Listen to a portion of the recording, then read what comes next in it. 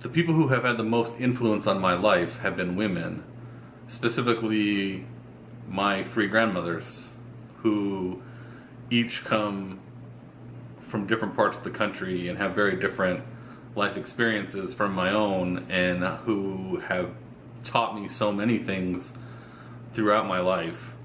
My mother, who gave me my joy in science fiction and Star Trek in particular, and who shares my sense of humor and we can have whole conversations using nothing but sarcasm and cynicism.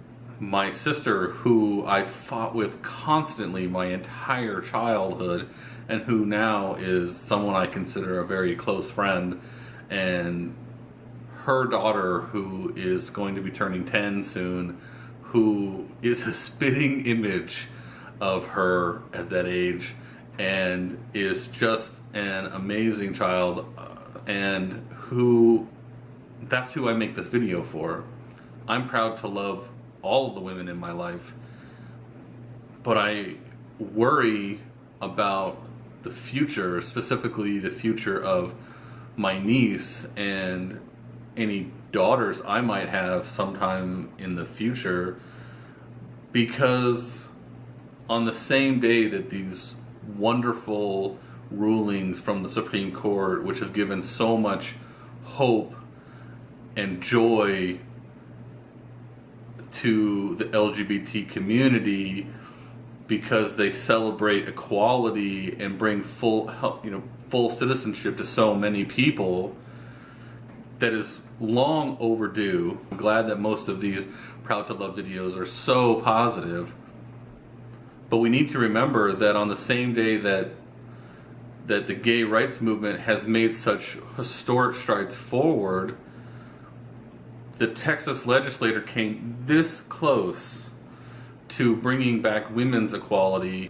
Conservatives, especially throughout the South, but in other parts of the country as well, especially in the Midwest, have in the last year or two figured out all kinds of ways to chip away at not the principle of women's equality, but the practice of it. The same people who make comments which basically deny rape culture and make excuses for it are the same people who put forward these bills, mostly men, mostly older white men, making decisions which affect mostly younger minority women from non-affluent backgrounds, and are determining their future for them.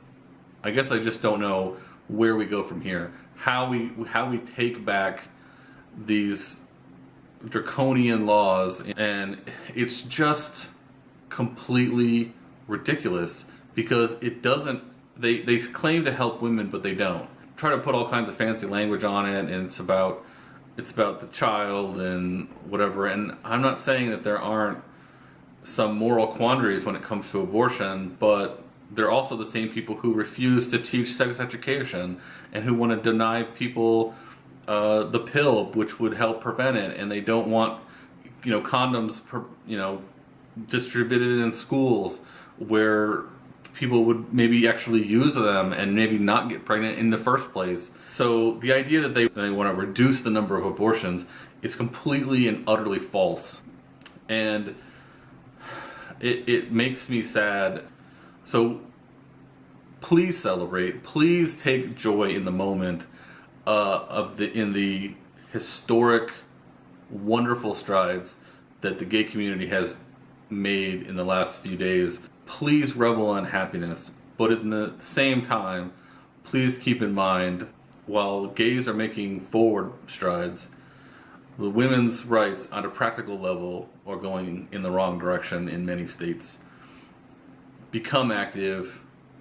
Think about the women, especially the young women in your life. What kind of world do we want to live them? Because I don't know about you, but the women in my life have been some of the most influential people, and that's who I'm proud to love. Thanks.